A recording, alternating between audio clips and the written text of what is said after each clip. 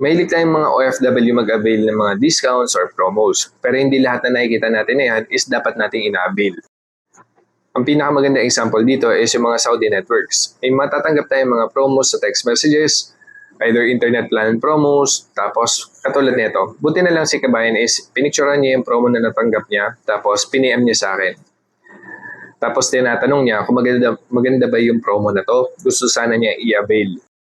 Ako naman, since alam kong medyo hindi ganun kataas yung sahod niya, pinigilan ko na agad. Tapos in-explain ko kung ano yung laman ng promo na to. Kaya kayo din, pag may natatanggap kayong mga text message from Saudi networks, maganda inuusisa nyo yung bawat detalye ng text message na yun or nung promo na yun.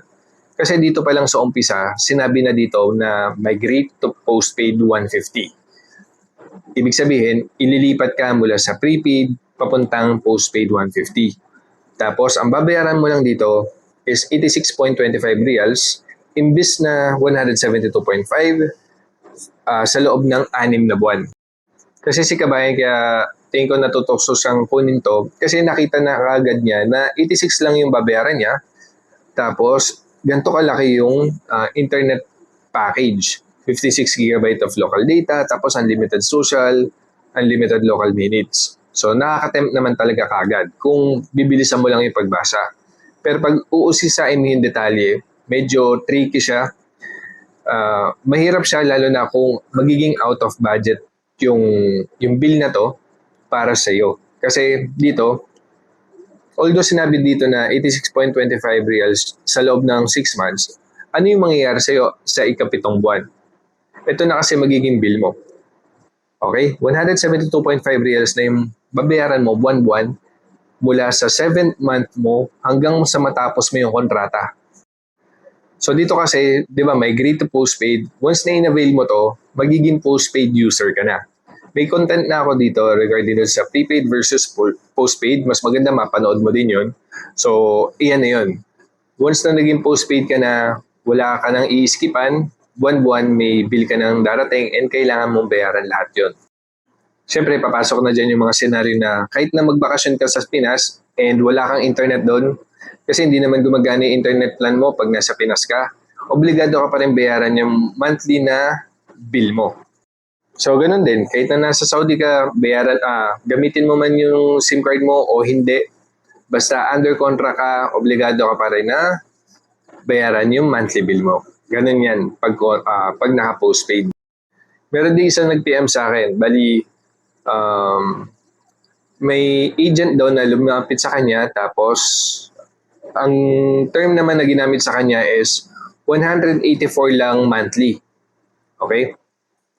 Pag may narinig kayong monthly, ibig sabihin postpaid na kagad yan. Kasi ang in-avail niya is yung home wifi naman. So, natukso siya dun sa unlimited tapos 184 lang, buwan-buwan. So, kinuha niya.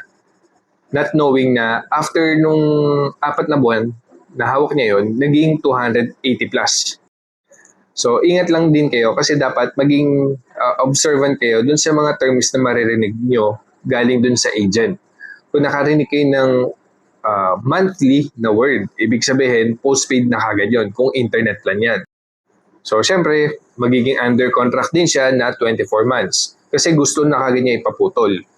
Ako naman, in-explain ko sa kanya, kung nakaka-4 na buwan ka pa lang dyan sa internet plan mo, kung gusto mo ipaputol yan, babayaran mo yung natitirang 20 months. So, i-multiply mo lang yung 280 plus mo na real, buwan-buwan, i-multiply mo yan sa 20.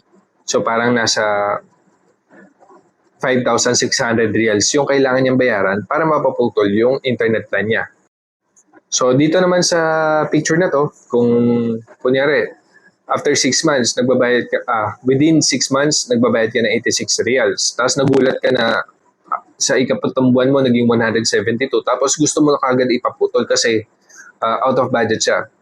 So, yun lang, mapapasubo ka talaga dito kasi kailangan mong bayarin yung natitirang buwan. So, 24 minus 6, 18. 18 months yung kailangan mong bayaran. Tapos ang presyo nun is 172.5 reals. So, i-multiply mo lang yung dalawa na yan. So, 18 times 172.5. Yun yung kailangan mong bayaran para mapaputol mo yung internet plan na to. Pwede rin kausapin mo na lang yung branch ng network para malaman mo kung magkano yung magiging actual na babayaran mo para mapaputol yung postpaid in case na napasubo ka dun sa promo nung time na inavail mo.